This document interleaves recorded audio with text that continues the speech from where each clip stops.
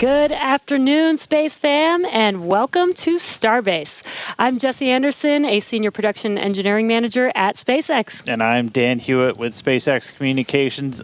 Awesome to have you with us here in Texas, Jesse. Welcome to Starbase. First time, right? Thank you so much, Dan. Yeah, my first time here, and it is mind-blowing. I went out to the pad this morning, and the scale of the vehicle is just insane. Dwarfs everything. And for those of you watching at home, in case you missed the news, Starbase is no longer just a cool name. It is now officially an incorporated city in Texas, and we'll have more on that a little bit later today. Yeah, right now, though, we are counting down to Starship's 9th flight test, currently targeting the very start of our window at 6:30 p.m. Central Time.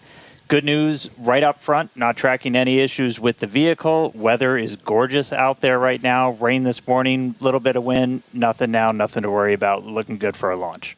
Starship development is moving quickly here at Starbase. So fast, in fact, that we already are reflying the Super Heavy booster today, which last flew on Flight 7. The primary objectives for today are very similar to our last two attempts, except for the booster, which, in addition to flying for the second time, has an exciting return journey planned for its return back to Earth. That's right. It's going to be getting some serious rigor, and pretty important, we are not going to be attempting to catch the booster today. We're going to use this launch to kind of further accelerate the development. We're putting Super Heavy kind of through the ringer, some serious rigor. We're going to go through all of that in just a couple of minutes. We're also hoping to get Ship into space, and it's got a couple of objectives like deploying simulated Starlink satellites and then a range of experiments during its reentry. We're really trying to test the limits, the capabilities of that heat shield, the flaps, the structure, everything about it. Primary payload on this flight, once again, as always, is data. It's definitely a very big day for both stages. There's always a chance we don't reach every objective that we set for ourselves, but success comes from what we learn on days like today. And of course, whatever happens, excitement is guaranteed. Yeah, that's right. Progress is not measured by single flight tests. It's whatever that timeline overall is, and getting us closer to establishing self-sustaining civilization on Mars, making life multiplanetary. Every time we're learning something from these flights that will get us there, that is progress. Exactly. Starship is the first orbital launch vehicle engineered to be fully reusable and built for frequent flight and heavy payloads, just like today's commercial airliners. It's the product of years of rapid development, testing, iteration. We're trying to fly as frequently as possible, fix problems as they appear, and then fly again. It all started here at Starbase back with Starhopper. It was a small single Raptor prototype. Kind of looked like a water tower. We turned it into a water tower eventually. It made its first low altitude hop back in 2019 here at Starbase. You could tell the pad, that's the pad that we were just looking at. It looks dramatically different now, two towers. But Starhopper delivered. It was able to prove that we could use that Raptor engine for controlled takeoff and landing.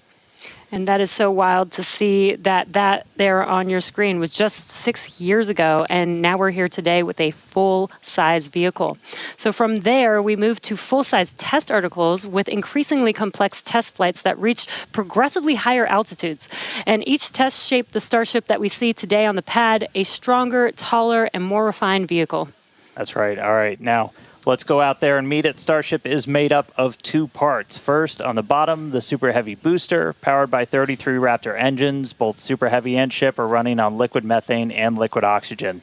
That second stage, the Starship upper stage, is powered by 6 of those Raptor engines. 3 of them are optimized to sea level performance, 3 for vacuum, so operating while they're in space. And here's a quick look under the hood at all of those Raptors. On the left, that's a view from underneath the launch mount. That's 33 Raptor engines on the first stage, on the booster. And on the right, that's a view inside of the ship. So you're looking down at the top of the booster at 6 Raptor engines inside the ship. Those are what's going to power it to orbit. Now, that second stage is also what will one day carry cargo, payloads, people, everything that's going to space. It's also going to be responsible for in-space propellant transfer. That's where we're going to take 2 Starships, meet them up in orbit. One will be able to transfer propellant to the other. That's a really critical capability for Starship to do all of these missions beyond low Earth orbit. That also unlocks our ability to send huge amounts of cargo, tremendous amounts of people to destinations far beyond Earth. Yeah, the Super Heavy booster is designed to launch, separate, flip, and return to the launch site where it can be caught by the chopsticks on the launch tower. Though, as we mentioned earlier, we are not attempting a booster catch today on Flight 9. Starship re-enters the Earth's atmosphere at the conclusion of its mission, steering itself to a vertical landing or catch, and both stages are designed to return to Earth and fly again, making this the first rocket in history that will be fully reusable. And then just in between the two vehicles is what's known as the hot stage ring. That's a steel structure that really takes the brunt of those ship engines as they ignite, protecting the booster while the ship's still attached to it. That enables us to do hot staging. It's faster, more efficient, kind of shutting everything down and then reigniting. Right now, that hot stage it's single use. It detaches from the booster as it flies back, but in the future, it's going to be integrated right into the top. And then on top of all of that, there's all of the infrastructure that's built up around it to support Starship. We call it Stage 0. That's everything, the launch pads, the propellant farm, launch towers, chopsticks that are catching the booster out of the air, stacking the ship, all of that. And you may have noticed we have a new addition out there near the pad. The orbital launch mount for Pad 2 has officially been installed. That's starting to come together. Just like Pad 1, Pad 2 has a launch mount. That's where you're going to put Super Heavy on top. We also have a launch tower with arms, a little bit shorter on that one. That's going to be used to stack the Starship on top, put the booster on top, catch the booster, catch the Starship.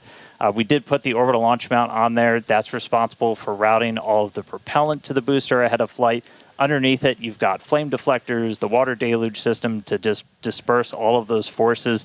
The single piece we just lifted in weighs about 1,060 metric tons, which, if you're keeping score at home, that's the same weight as about 10 Millennium Falcons. It's heavy. That's a lot of Millennium Falcons, so Dan. Many. We're also currently in work on Starship's brand new pad at Kennedy Space Center's Launch Complex 39A, and we're hoping to bring that online later this year as well. Tons of progress with Starship so far in 2025, and lots of incredible milestones still coming up. And we are still on track to lift off tonight at 6:30 p.m. Central Time. And right now, it's time to say hi to Chris, who's over there repping the West Coast ops today. How's it going, Chris? Hey, Jesse and Dan, and welcome everyone to West Coast and Hawthorne, California. As you can see behind me, the crowd is gathering outside of our mission control room here in Hawthorne, and the excitement is really palpable as we continue to count down toward Starship's 9th flight test.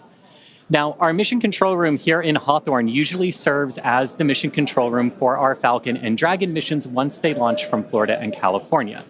Now, with Starship, all countdown and mission control operations actually use the same flight control team from the same location at Starbase, which you can see on your screen now. But as we develop a vehicle like Starship, we want as many experts watching over its various systems as we can. And that's what we use the mission control room here in Hawthorne for during Starship flight tests like today's. The folks in mission control, which you see now on your screen, are the responsible engineers for Starship's various systems. This includes things like booster systems, stage propellant, our ground stations, flight software, the loads, and the vehicle structures as well.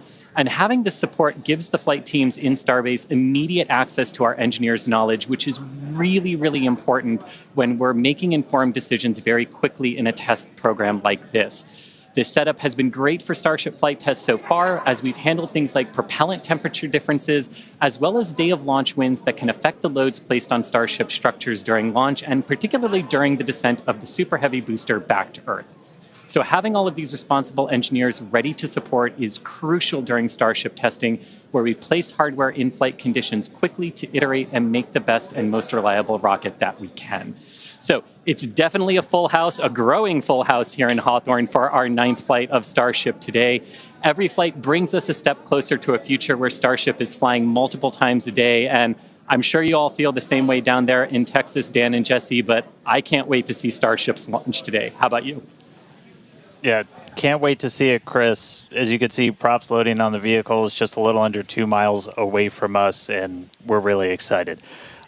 Looking back real quick, so back in March, Starship's 8th flight test saw us catch the Super Heavy booster for the 3rd time ever, another big step on that path to full and rapid reusability.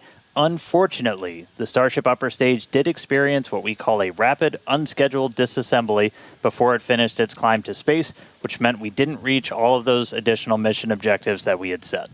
About 5.5 minutes into ship's ascent burn, a hardware failure in one of its sea-level Raptor engines took out that engine, the 2 remaining sea-level engines, and a Raptor vacuum engine. That's 4 of the 6 engines that ship has.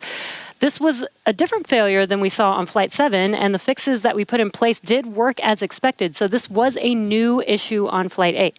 Now, welcome to iterative engineering. That's right. Losing hardware is a potential outcome of any test program. That's why we're always prepared with safety measures in place and also ready to have boots on the ground to assist with anything like debris cleanup. We can coordinate with all the necessary parties, organizations, administrations for safety in advance and in an ongoing basis during our test campaigns to plan for as many possible outcomes. Definitely do want to say thank you, though, to the people of the Bahamas, the government of the Bahamas, who worked with us so closely since Flight 8. We took full responsibility for the cleanup, and in doing so, we had people on the ground in the Bahamas within 12 hours to help with debris recovery. So all that said, we're moving forward in our development cycle with safety at the top of mind, and we fly again today to get this current iteration of ship to space and back. That's right. Putting hardware in a flight environment as frequently as possible, so you're seeing how things behave all together in the real world. Then you're solving problems as they pop up. That's how SpaceX developed their very first rocket, Falcon 1. Same philosophy was used to develop Falcon 9. Today, we're looking to get our first re-entry with the latest iteration of ship, while intentionally stressing the super heavy vehicle during its return to get data on its boundaries. And by stressing, we mean that we'll be pushing the flight envelope of super heavy as we fly at a higher angle of attack during descent towards the Gulf. Angle of attack in this case means that super heavy is pitched up to maximize drag and slow return. Because of this test, we will not be attempting to catch and recover Super Heavy, which again is flying for its second time today. So for a brief moment, this booster will hold the title as the Super Heavy flight leader. That's right. All right. Lot still ahead for today. Let's get into it real quick with this overview. As always, everything starts with a liftoff. 33 Raptor engines igniting. Super Heavy pushing itself and Starship into ascent over the Gulf. It's going to continue for about 2.5 minutes before we get to hot staging. Ship will ignite its engines. Booster will do its boost back burn and begin its flight experiments back for a hard splashdown in the Gulf of America. Meanwhile, ship continues its burn into space. And ship will remain suborbital. We will be deploying 8 Starlink simulator satellites and then head towards re-entry. We'll relight a Raptor engine as well as test experiments during re-entry, such as missing tiles, metallic tiles, loading the vehicle's flaps, and then ship will attempt a flip maneuver, and if all goes planned, we'll conclude the test with a soft water splashdown in the Indian Ocean. So that's what we have on the menu for Flight 9 today. Whole lot. Flight 8's RUD taught us new lessons about Starship hardware, specifically the Raptor engines. And as we touched on earlier, the root cause was traced to a hardware failure in one of Starship's 3 center Raptor engines. Yeah, just since that flight, we've done more than 100 long-duration Raptor tests at our facility in McGregor. Huge shout-out to that team for really putting in the work to better understand what happened. As a result, the engines that are on Starship's upper stage on the pad right behind us have a few changes. One of the key ones we did was additional preload on some of the joints, essentially some additional torquing, a new nitrogen purge system for the engines themselves, and made some improvements to the propellant drain system. After our first ever Super Heavy refurb campaign, we static fired with all 33 Raptor engines. This was a chance to see all the hardware operating together, and for this flight, our teams had an opportunity to make adjustments or hardware replacements for this first ever reflight of the Super Heavy booster. And then it was ship's turn. We took it through several static fires. First, we did this short duration single engine burn to simulate an in-space reignition of Raptor using those header tanks, those smaller tanks up in the nose cone. We also completed a longer duration 60-second burn with all 6 engines. So where you're really putting the entire propulsion system that's going to be used for the ship's ascent into space through the paces, making sure everything's working together before we go stack it on the pad. And in the end, these changes represent the core of our test program. And reflying a booster for the first time is a major milestone, especially so early in the flight test program. Now, Falcon did it in just over 30 flights. And Starship's doing it today on just its 9th flight. It's not wild just because of how much faster that is, but just how much bigger Starship is. Falcon 9 can lift about 23 metric tons into orbit. Starship is designed to lift 200. That is so exciting. And on top of that, we're also reflying engine 314 for its 3rd flight, which you might recall is the engine with a pie on the nozzle. And there you can see that engine there. It is a milestone, most definitely, but we do remain focused on getting to the point where no refurbishment is needed between any of the flights. Yeah, that means we want to launch it, bring it back, look at it, reload propellants, go again. That is really what's key. That is what full and rapid reusability will look like. We're coming to you today from Star Factory, our new 1 million square foot manufacturing facility in Starbase, Texas. The Super Heavy booster is the first stage of the Starship launch vehicle stack. It's the largest boost stage ever developed for any rocket ever. Having the largest rocket ever is a very cool engineering feat, but the thing that really makes a difference is the ability to rapidly reuse that rocket to launch many other missions. Reflying Booster 14 is an important first milestone in that we have proven that we can recover a vehicle, turn it around, and fly it a second time. But it's not a victory lap yet. From an operational perspective, an ideal state looks like a vehicle where very few things have to happen on it in order to take back off again. So we catch the vehicle, put it back onto the launch mount, put a new ship back on top with its payload, refuel, and take back off. And that same booster will come back to the launch mount, and we do the same thing all over again. Falcon is, reusing at a pretty high rate, and we get to go look at them and say, what did you learn? What is good? What is bad? And as we continue to build the Starship process. Zero-touch refurbishment really looks like a commercial airliner. The advantage we have on booster relative to when we developed Falcon 9, for instance, is this was really designed from the outset for rapid reusability. We're using all of the flight test learnings from our version 1 and version 2 vehicles in our orbital flight test campaign to inform the design of our version 3 vehicle. The next generation vehicle will be the first time that we've really attempted to make rapidly reusable thermal protection on a rocket. In the next iteration, we'll be able to add in new innovative materials and regenerative cooling that will enable rapid zero-touch refurbishment. Rapid reusability, the ability to fly, turn the vehicle around, and refly again immediately is really the key goal of the Starship program.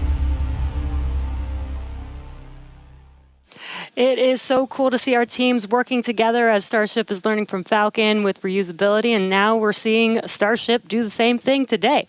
So all eyes on the rocket on the pad, getting ready to launch in just about 17 minutes from now. That's right. Looking at our levels real quick, we're a little bit more than halfway full on fuel and LOX on the booster, over 80% full on the ship. Still have to fill those header tanks. But everything looking good. We're not tracking any issues on the range. As a reminder, we watch sea states, air, and land around the launch site here and also over in the Indian Ocean where we're going to be doing our reentry. Not tracking any blockers to launch at the moment. Weather is gorgeous, has not been a concern all day for launch. We've been moving through all of our pre-flight checkouts pretty smoothly so far this morning, getting the ship and the booster ready for prop load, making sure guidance, navigation, and control are aligned. Everything's ready to go. You can see with the frost coming off, we're getting pretty full. We started loading all of the propellants on board both ships about 45 minutes or so before launch. They kind of stagger where we start with ship and then move into booster. We're going to continue loading these propellants on board until just about 3 minutes before liftoff. We'll close out on the ship first and then on the booster. But bottom line, everything's looking great. Not tracking any vehicle issues, range issues, weather issues. We're looking really good right now for a launch at the top of our window right at 6:30 p.m. Central. Yeah, seeing the propellant loading is making this getting more and more exciting. Today is going to be a wild ride for Super Heavy. We're putting the booster through several tests to expand the envelope on its capabilities and get flight data to make its return and catch more reliable. Now, another unique change in today's flight will be the addition of the first ever directional flip of the booster. That's right. If you've followed previous flights and you kind of wonder to yourself, why does the direction the booster flip seem random? Surprise, it's because it was. We've got a couple of views from previous flights where you'll see the booster kind of go in different directions, and it was really small differences in the thrust of those ship engines. As they started up, they would nudge the booster in an initial direction, and so the booster would essentially sense that and then lean into it, and it'll react, the engines will gimbal, and then it'll continue the flip. That was the easiest option technically, but you do take some performance hits, since you're essentially setting aside propellant to accommodate every single direction for a flip. Exactly, but if we know which direction we're flipping, then we know how much propellant we will need and can instead use more of the propellant to burn longer during ascent, adding more velocity to ship and increasing how much payload it can ultimately deliver to space. Yeah, so today I got my trusty Super Heavy here. We're going to intentionally try to flip straight up. So as you're separating from the ship, we want to get to here as you're doing that boost back burn. The fastest way is to just flip straight up and go into it. That's roughly what we did on Flight 5. It's the most direct way to get into that orientation for the boost back burn. What you don't want to do is when you flip all the way down like that, we did that on Flight 7, it takes you in a big loop, uses the most amount of prop, not efficient. We're at the point where we want to start kind of tuning it in and getting some extra performance out of the booster. Yeah, exactly. That's called optimization. That's right. To accomplish this, we made some changes to the hot stage adapter, welding reinforced panels over the vents in the direction that we want the booster to go. So when the ship engines ignite, the thrust will push against the blocked vents, which means that the nudge will be in the direction that we planned for. And then when we go to the next generation of ship and booster, we plan to control the flip direction by fine-tuning the engine startup sequence on the ship. Yeah, that's not the only flight experiment that we have planned for the booster today. We're not attempting a catch, so we're going to try and gather additional data that's going to improve performance on future boosters. We're also going to try and see how resilient we are to things like losing an engine during the landing burn. By sending the booster out to sea, we're able to do these higher risk tests without risking the launch pad. As you might have heard earlier, we're going to be doing what's called a higher angle of attack. Basically, instead of coming straight down, we're going to tilt up a little bit. That gets you more drag on the booster. You're able to use just aerodynamic forces to slow you down. The slower you're going at the start of that landing burn, the less propellant you need, because really you're just focused on slowing down as much as humanly possible when you fire that up. So by already going a little bit slower, we'll get some benefits to our performance and our reliability on those burns. Yeah, exactly. And there's definite uncertainty in how well the booster's grid fins and structure will be able to control its flight when we get into higher angles. So don't be surprised if it isn't a smooth descent for the booster down to its splashdown point today. The most important objective of this portion of the test will be getting actual flight data to help anchor our models. Now, we're hoping to fly the next generation of super heavy boosters at even higher angles of attack. So this test today will give us a better idea of what is feasible.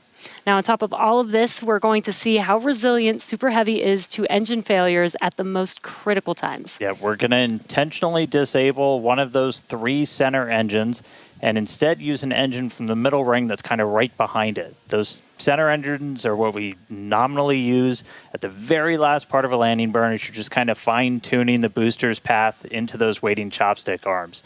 This is going to act as a real-world simulation of a pretty scary situation where engines are not starting at probably the worst possible time, but we're going to do this without risking the pad.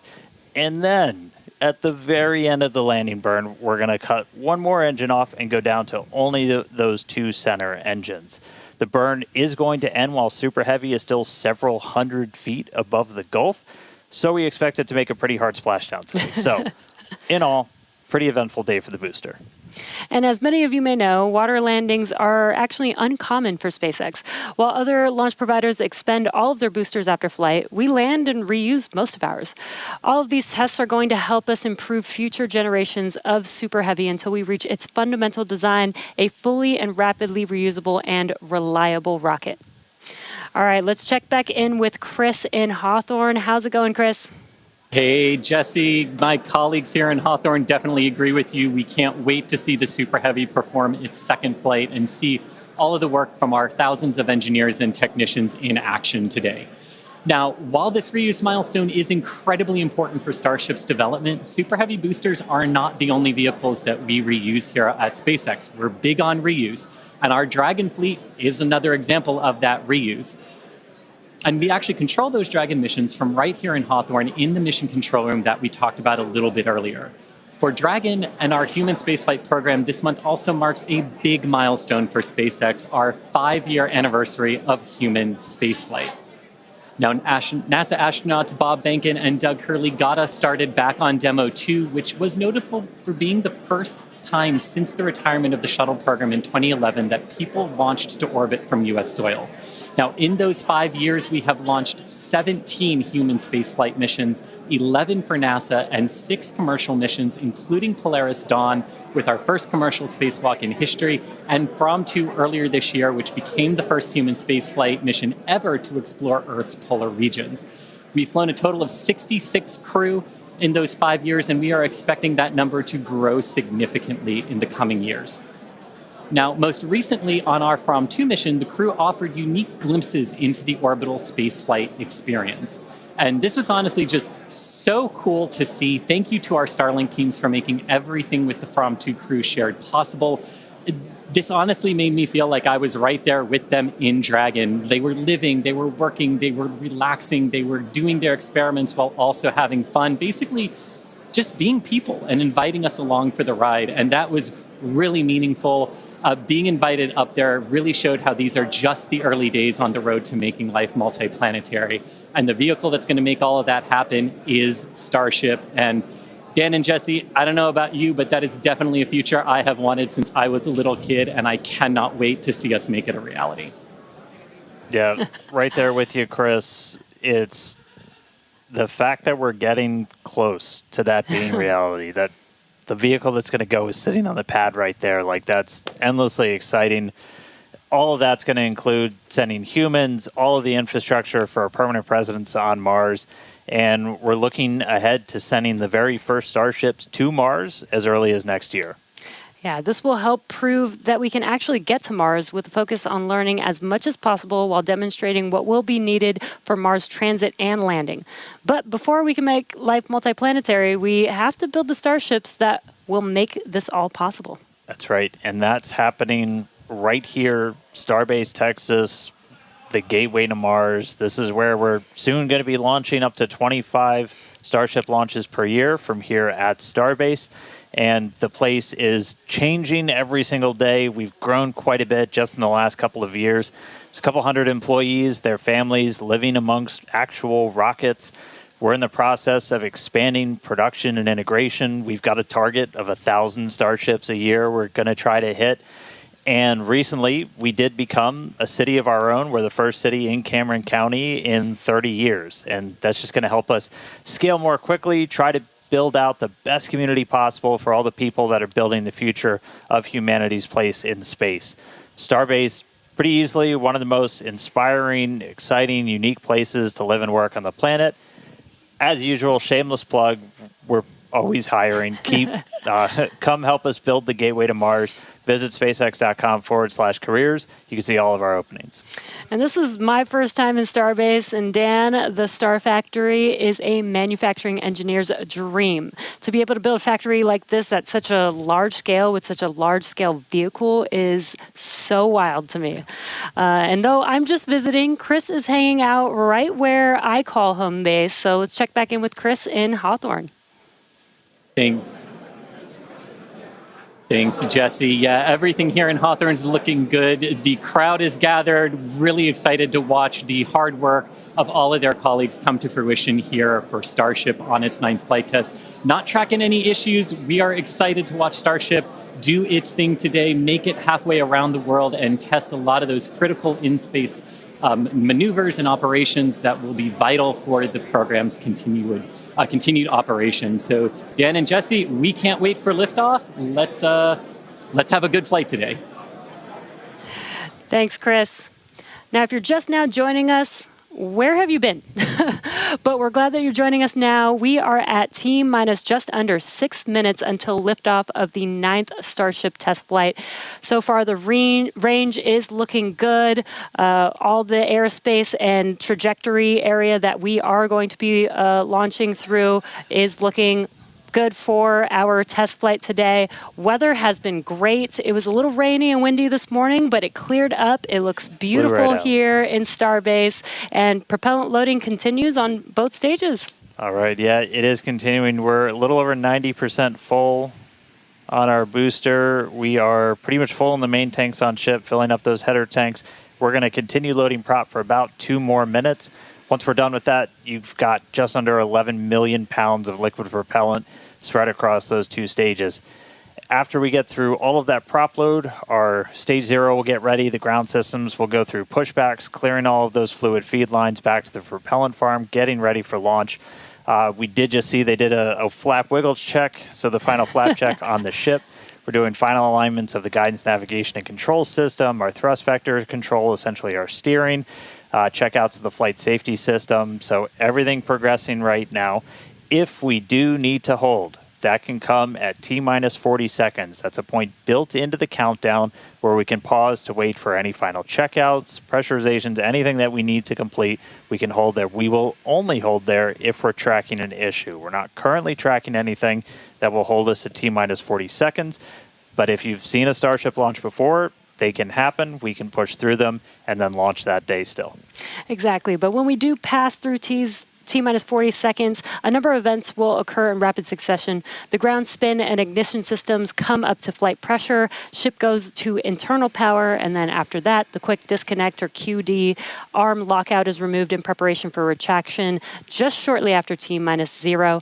And once we pass T-minus 40 seconds, we do still have the ability to recycle the count under certain conditions back to T-minus 40 seconds, and then hold there to assess what happened and see if we can proceed again back down to T0. Yeah. There are a couple of things, kind of gates in that timeline that if we pass through that and we hit a hold, we'd have to scrub for the day. One pretty visual one will be if the water starts flowing for that deflector system that's underneath the launch mount. That happens right at around T-minus 10 seconds. For flowing water, we can't turn it off after it starts, and if we hit a hold, we're scrubbed for the day. We would need to refill those water tanks. We would also, at that point, need to refill all of the propellant tanks, as 11 million pounds of propellant is a whole lot. We can typically do that in about 24 hours, so we can always turn around to try again tomorrow. But we are coming up on 3 minutes away from liftoff. We should be hearing that we're closed out of prop load on the ship at this point. Booster coming up shortly. And wow, the weather just looks amazing there with Starship on the launch pad. Just about 2 minutes and 45 seconds from T0 with a lot of objectives for today. The booster, the Super Heavy booster flying today, will be flying for its 2nd time. Last flight was on Flight 7 and just turned around in 2 flights, which is pretty incredible. I'm super excited to see that booster fly again. All right, we did just hear we are going to hold at T-minus 40 seconds. So we'll pass along some more information once we hear that reason. But again, that's not the end of the day. We can hold at T-minus 40 seconds for quite a few minutes. We eventually have to start looking at our temperature of all of our propellant on board. That's usually what drives us to, if we've held too long, we have to stand down for the day. So we are expecting a hold at T-minus 40 seconds. Sounds like we're going to be doing some additional checkouts on the booster Raptor while we're at that T-minus 40 second mark. So we will expect to see the clock pause at T-minus 40. And then again, we've got a couple of minutes. They can work through the issues. If we're able to clear them, we can still launch today. If it's something that we can't, we can always stand down, turn around, recycle, fly again tomorrow. Again, that's really important. This is what terminal count is exactly for, is to be checking the vehicle, monitoring the vehicle systems as it makes its way down to T0. And again, this gives us the ability to catch anything and be able to hold, as Dan has been saying, and recycle if we need to, or pause so that we can work through those issues and see if it's something that we need to stand down for. And as Dan mentioned, we will be holding at T-minus 40 seconds, so in about 20 seconds from now. Yeah, so we'll hold there, and they'll work through these final checkouts on, sounds like just one of those Raptors on the first stage on Super Heavy, which as you said, we're reflying it for the first time. 29 of those 33 engines have already been used in a launch, one of which has already launched twice, and will go for and its is getting ready for its third time. All right. And you just heard our flight director for the day, Joe Sliker. He just shared that we are going to hold at this T-minus 40-second mark. Keep an eye on one of those Raptor engines on booster.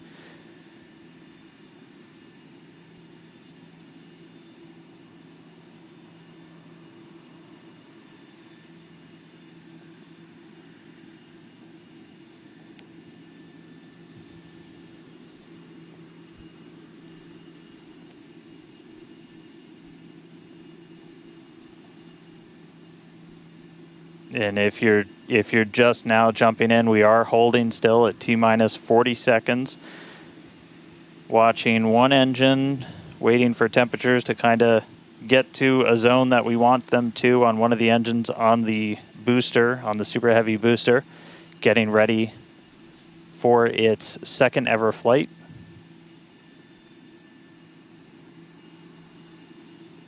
So we'll just continue to hold. Again, we can hang out here for several minutes. We held for a while on the first attempt last time and then cleared it, and then we triggered a different issue on the ground side. But again, this is exactly what it's for. This gives us the best chances at success. And the clock is rolling. There we go. All right. T-minus 30. Let's listen in. Watch that first flight proven Super Heavy. Get ready to take off from Starbase.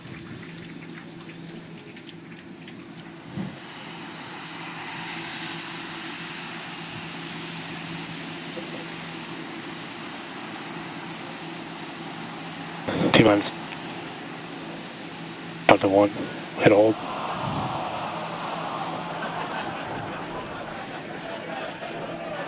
We did have a hold.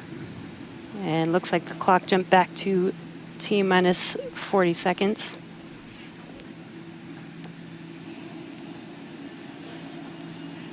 All right, so yep, we jumped out.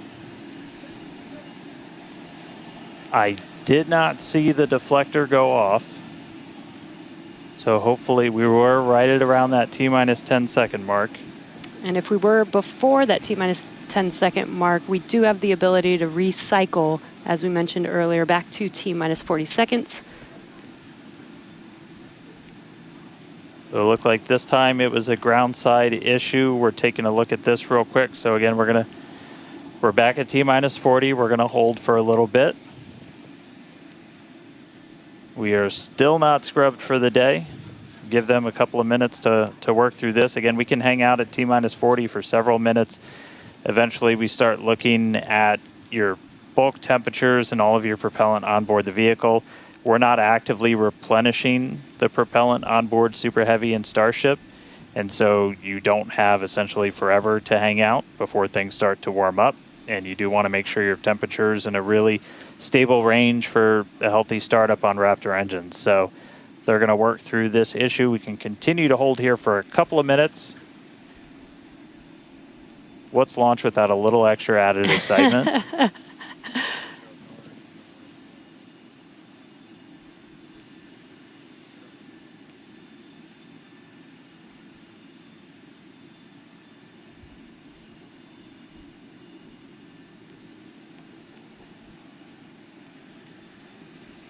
All right, so cumulatively, we've held for a little over 3 minutes between the two holds.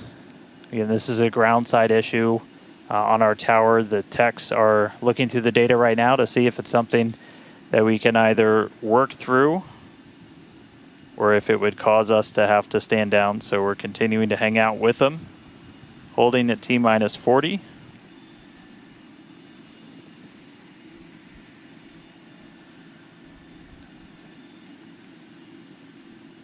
If you're just joining us, we did initially hold at T-minus 40 seconds. We continued the count, but recycled before we got to T-minus 10 seconds.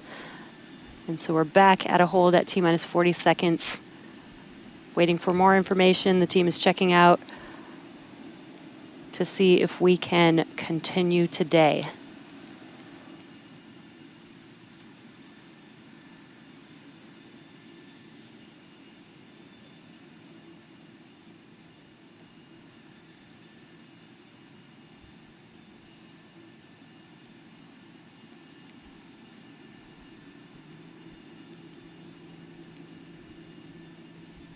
And we're continuing to hold here at T-minus 40 seconds.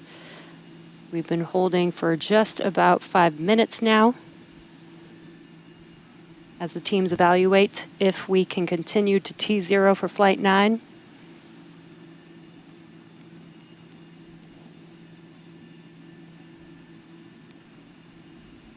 All right, so it sounds like we're coming to a resolution.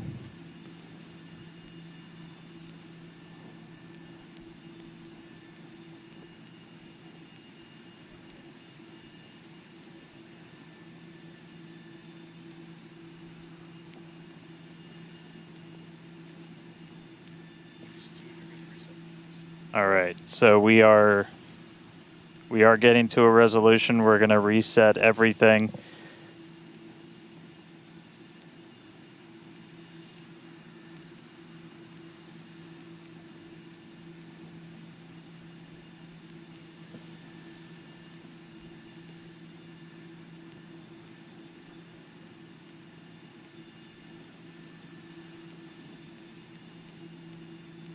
All right, so we're going to see the clock. It is now rolling. Here we go. We saw an issue with that quick disconnect to the ship. There is a chance that automation will kick us out again if we encounter the same issue. But for now, the clock is rolling. We'll see if we pass around that T-minus 10-second mark.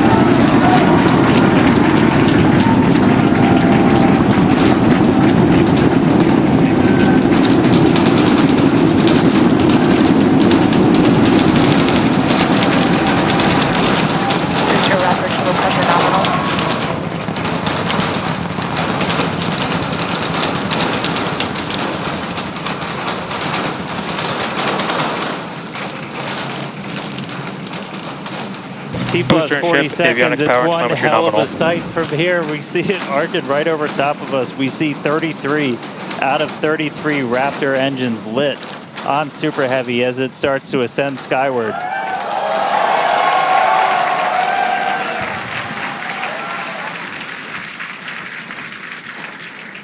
Coming up on maximum aerodynamic pressure, then only about a minute and a half until we get into hot staging.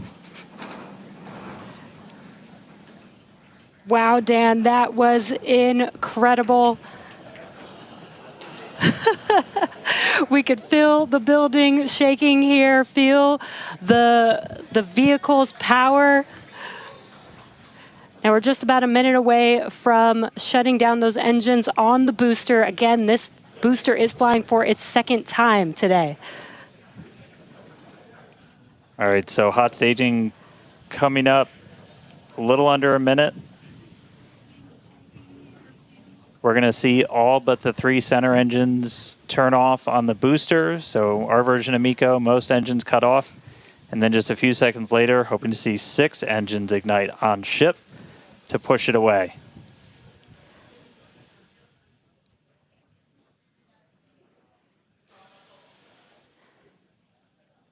All right, hot staging, about 30 seconds.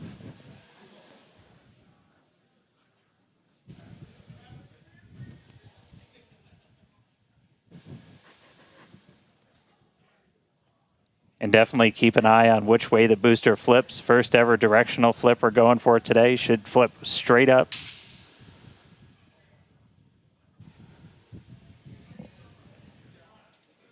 See those engines powering down? Booster engine cutoff. Ship ignition. Stage separation. Incredible flip by Super Heavy booster, and you can see those 6 engines, those 3 engines on the ship ignited. 6 healthy Raptors running on ship on its way to space. Peek that engine view. Booster doing the boost back. Chris, how's it looking over there in Hawthorne, man? It is looking chamber pressure is nominal. It is looking absolutely incredible here in Hawthorne. As we said, 6 healthy engines on ship. We've got 13 out of 13 engines on the booster, now down to those 3, which is what we expect in the final moments of the boost back burn. Now, as a reminder, we are not recovering the super heavy booster today. We are instead going to do some... shutdown. And there we had a good shutdown of the boost back burn. Next up will be the jettison of that hot stage Ship ring. avionics, power and telemetry nominal. Great call out there that everything looking nominal aboard the super heavy vehicle, which is returning to Earth. And we're going to be doing some experiments with it, including a higher angle of attack re-entry, as well as some engine tests as it gets closer to the Gulf. We are, again, because of these tests not recovering it, we are sending it to the Gulf on purpose to do those tests. But again, you see the booster on the left-hand side of your screen. You see ship with 6 healthy engines continuing its ascent to its planned suborbital trajectory. Everything going very well so far for Starship's 9th flight. Now 4 minutes, 15 seconds in. Great views from inside of the aft engine area of ship there, looking at those 3 sea level and 3 Raptor engines on the right-hand side of your screen. The booster doing its LOX dump, that liquid oxygen dump. So because we don't need some of that liquid oxygen propellant in its tanks, we vent that propellant out to lessen the booster's mass as it comes in for its landing.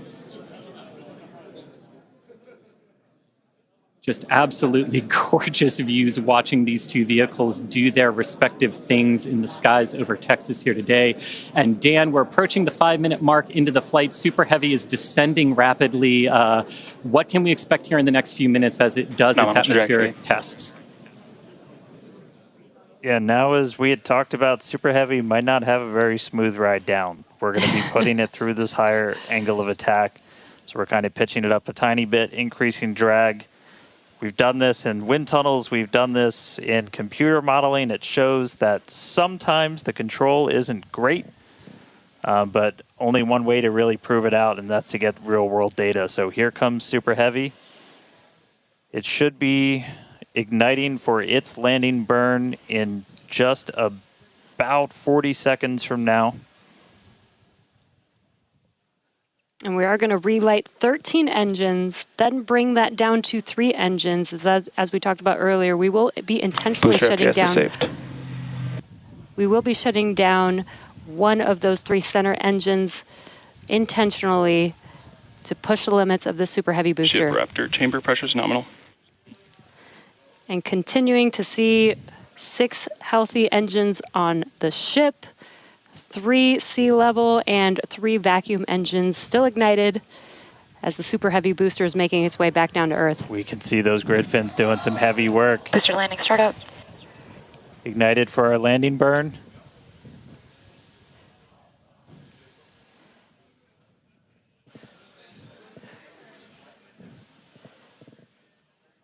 It may have ended with that landing burn. Does look like we lost telemetry from the booster once we started into that landing burn. Did you hear confirmation that the booster did demise? So the booster's flight ending before it was able to get through landing burn, but again, we are not bringing that back. We were expecting it to make a hard splashdown in the Gulf. We were getting live data back the entire time through that high angle of attack flight, so that was something that was really vital for us to get during this reuse. First free flight of booster in the books. All right, ship has about 2 minutes left. In about 2 minutes, we expect all 6 Raptor engines to shut down. That will be SECO, basically second engine or second stage engine shut off. And these are some incredible views, Dan, from the aft end of the ship, watching as the engines stay ignited with the Earth in the background. As always, the Starship avionics team, the techs. I think we just heard the booster. But all right, we got about a minute left into this burn. All eyes definitely on ship as we get through the final stages into its ascent. We're expecting it to start to cut those engines off in about 45 seconds.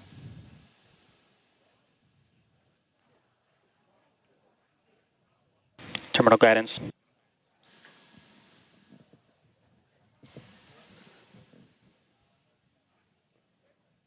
All right, just about 30 seconds to go. We're in terminal guidance in the final stages of this ascent burn.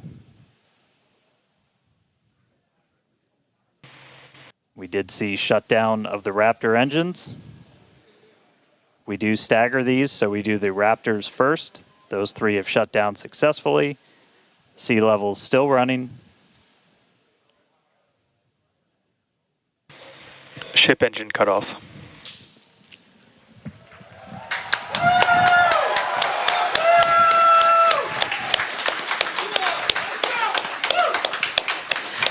Ship engine cutoff, the 3 most beautiful words in the English language. And great call out that we had nominal insertion.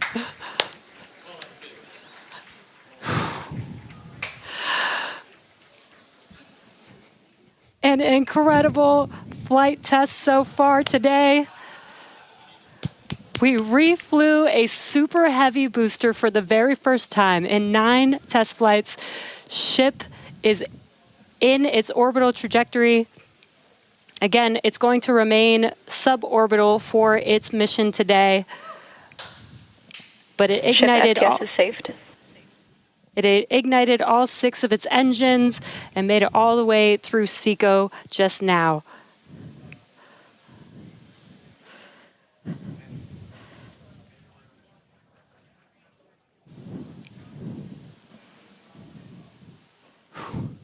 What a moment. Incredible. All right, but I mean, that's still lots to come for the rest of this flight. Per usual, I need to collect myself. Hey, Chris, how's it going over there in Hawthorne, man? How's everybody doing? I think the elation and the excitement and the happiness at what we just saw achieved carried through across all of our sites. What an incredible view to see Starship back orbiting the Earth just under 11 minutes into our mission. Absolutely exciting to see all of this, and super pumped especially to see all of the team's hard work in action here today.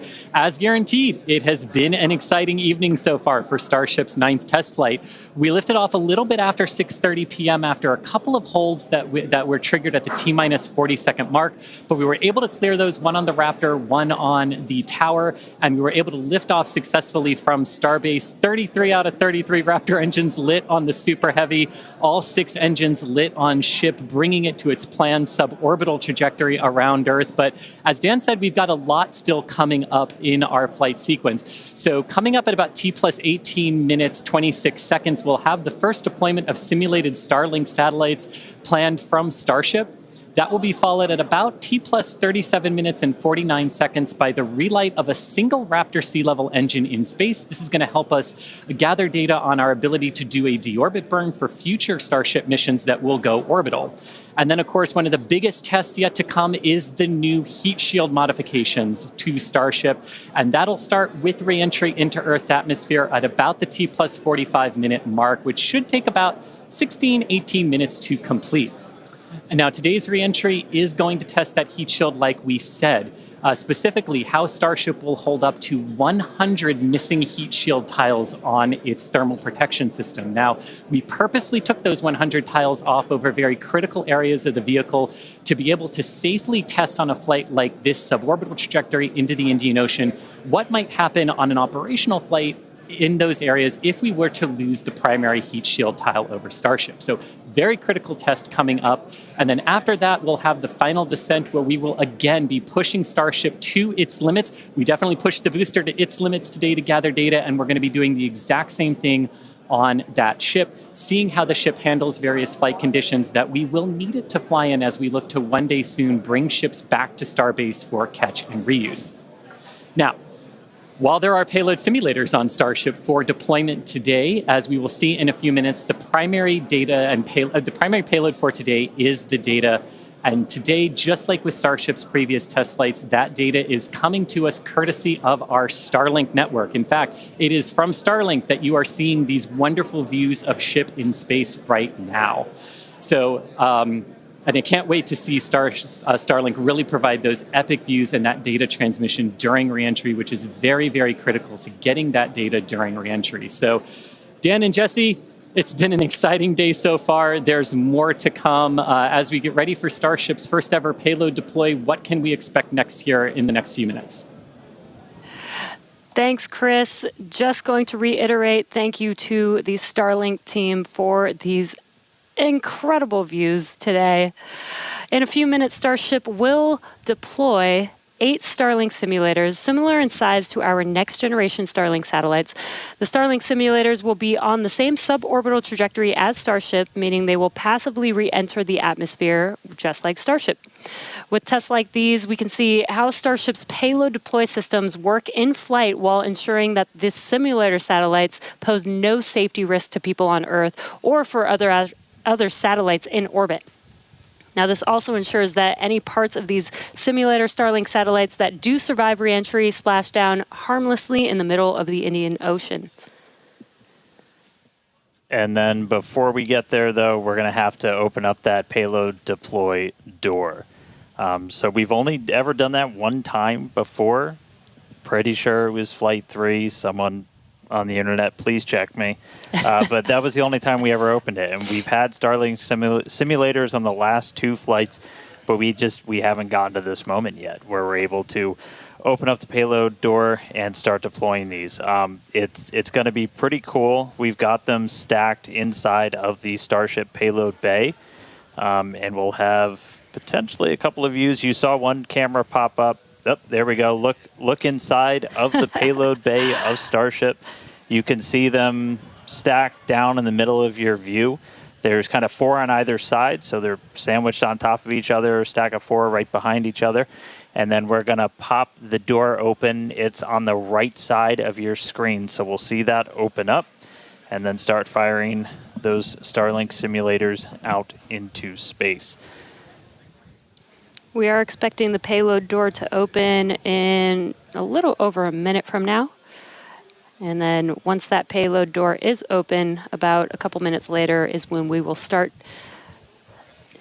dispensing those Starlink simulators. What a great right view. At the bottom of the stack. So should be able to see them kind of firing out from right there. So really cool. And eventually these are going to carry dozens of the next generation of Starlink satellite into space, and those are going to enable some truly insane things in terms of speeds from space and what we're able to do. Starlink's been really great for Starship, obviously. Getting live video back is really cool, but just the amount of high-speed telemetry, everything we're able to get back is insane. And for a development program, that's kind of everything. We're in excess of 130 or 160. My numbers are fuzzy right now, just like my brain is. But well in excess of 100 megabits per second of downlink, and a lot of that gets eaten up by video. We've got dozens of cameras across Starship. We added several more for this flight. You saw a couple of those as we have essentially 360 degrees. Oop. Open the pod bay door, Hal.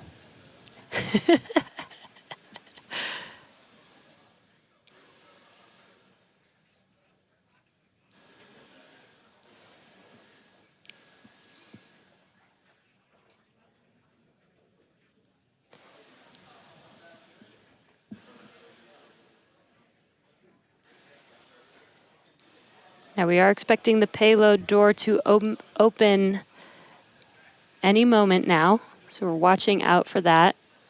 Again, you're looking at the inside of Starship as it's suborbital.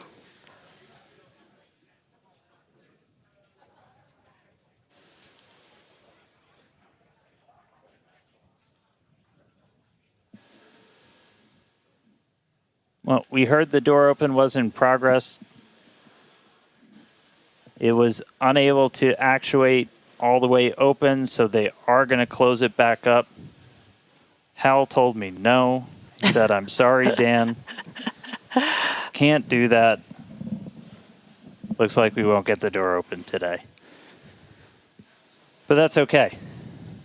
This is obviously a test we want to be able to do before we're deploying full-on Starlinks. But the real focus for this, now that we are in space, is getting to that reentry. That is the most critical phase of Starship that we still have to prove out.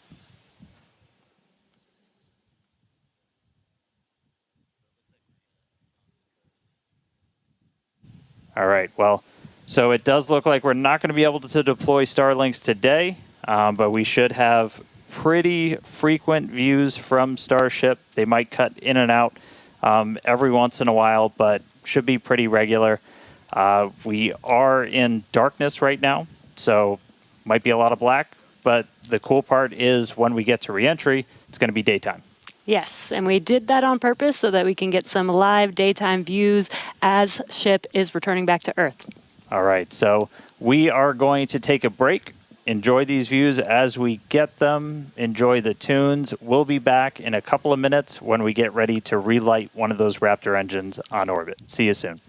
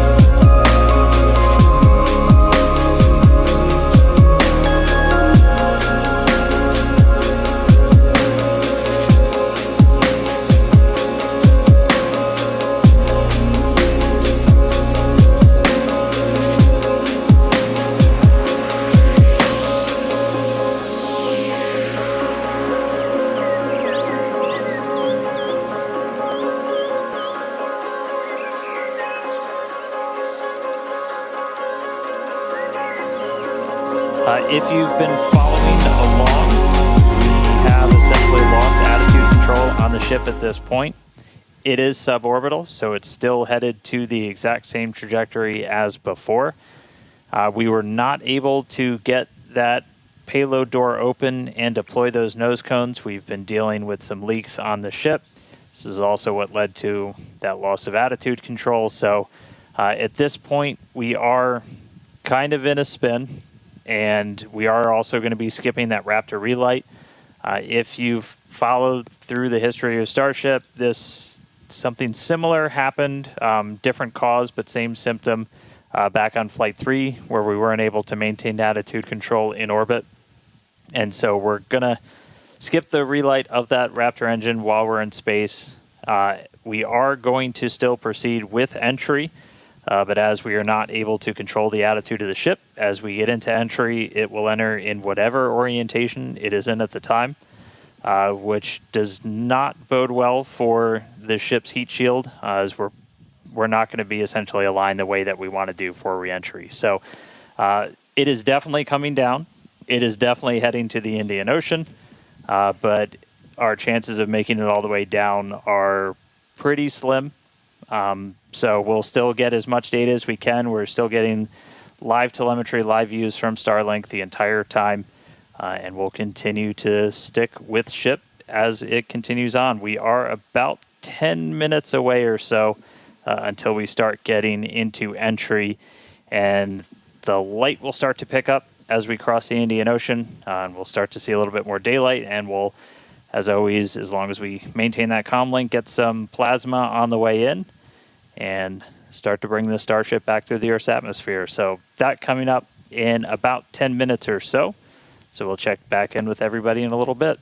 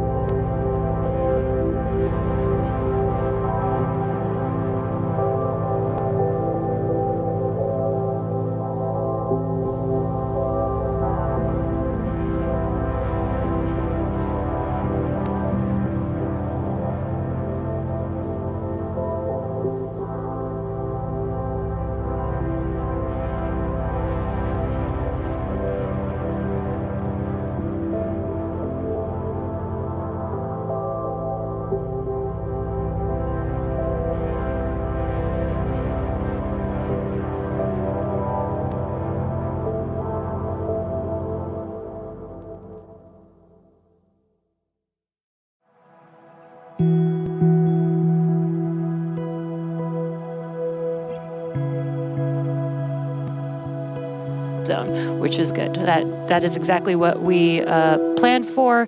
We do plan for if something does go a little bit off nominal, that we have enough airspace cleared out for situations just like this. Yeah, reentry is still just that really critical phase that we need to try and gather as much data, as much information as possible. Is a fully reusable heat shield has never been flown before in the history of spaceflight, and that's something that Starship still has to crack. And so we had a whole range of experiments on this one at this point, and we just started to lose some of our cameras, so it's very possible that we'll start to lose contact with Starship a lot sooner than we would have if it was a nominal reentry.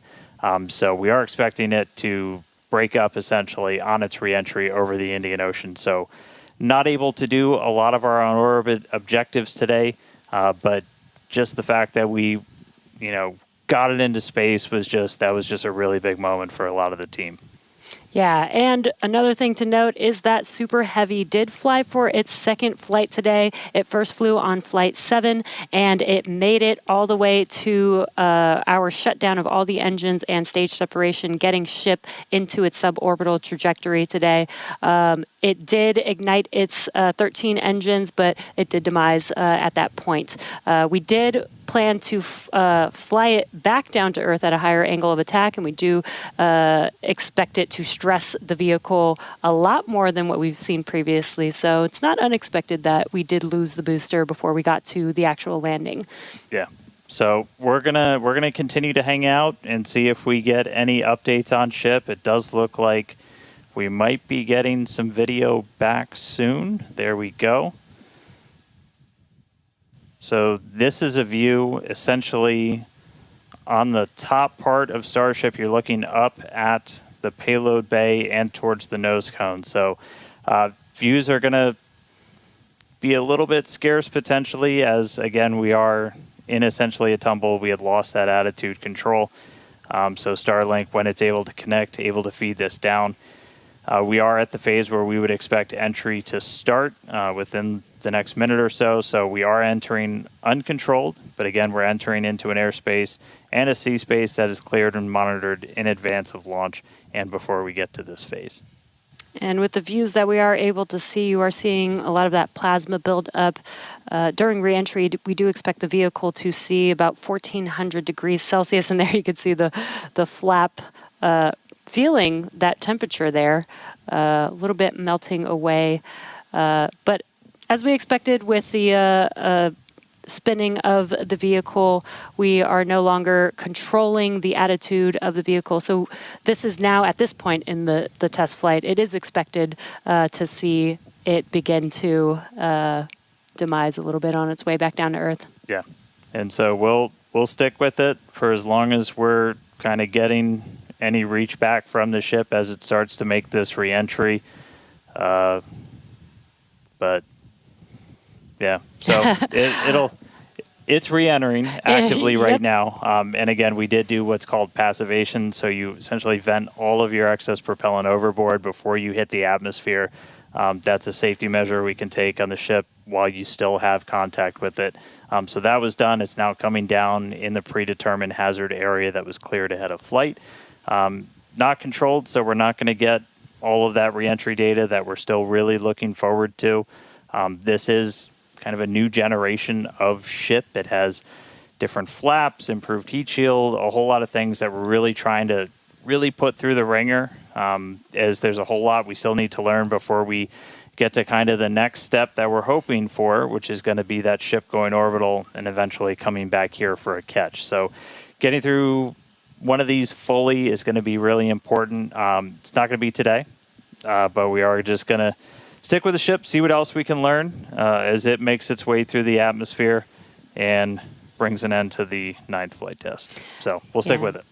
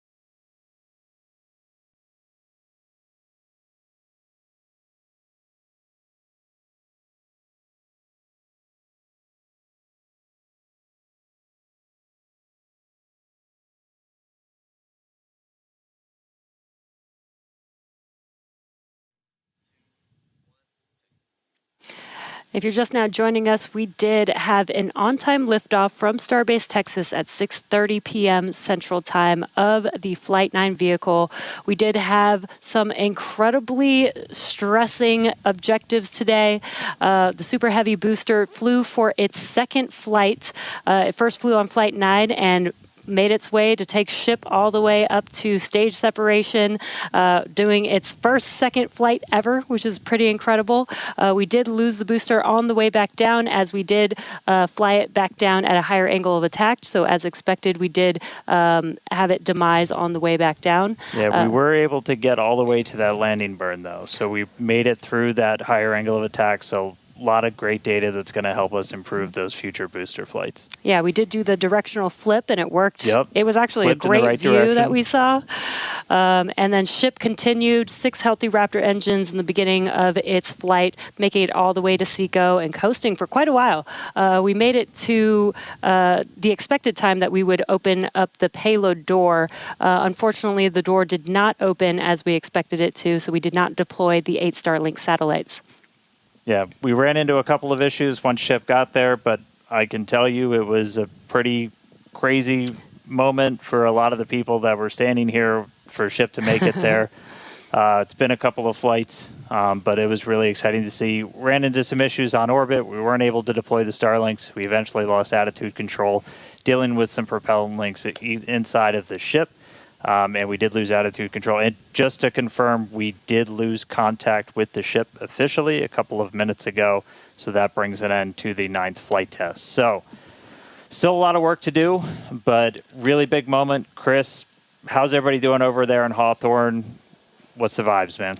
Yeah, I mean, it's a test program, and that's what we're here to do. We're here to learn, and that was definitely the vibe and the atmosphere here at Hawthorne. Would have been great to see ship get all the way through its objectives today, but with all of that data that came down through the Starlink system, we're definitely going to learn, and we're definitely going to fix that and push forward. Also, great to see the responsible engineers here in mission control, talking with the flight control teams in Starbase. We talked about how it's great having that expert knowledge on console to be able to go to at a moment's notice, and that really helped us make the right decisions in orbit today when we decided to passivate the vehicle. So we will be here looking forward to Flight 10 and some success on future flights.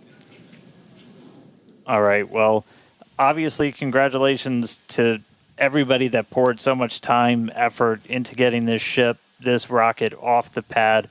The last 2 months have been an absolute gauntlet for a lot of people, and we're continuing to learn more about this ship, about this rocket. We are trying to do something that is impossibly hard, and it's not always you're not going to reach it in a straight line. We said there's going to be bumps, there's going to be turns, but seeing that ship in space today was a hell of a moment for us. So congratulations to every single person who put time, effort, sweat, anything into that rocket. Yeah, this is exactly the SpaceX way. We're going to learn, iterate, and iterate over and over again until we figure it out. So thank you to everybody for tuning in. Thank you for the fine people of Cameron County, including the residents of the newest city of Starbase, as well as the Coast Guard, Federal Aviation Administration, Government of Mexico, as well as the Australian Space Agency. All right, now, this is not the end. We're going to have a whole bunch of cool liftoff stuff, so be sure to follow us on X at SpaceX for more, and we will see you back here for Flight 10. Thanks for tuning in.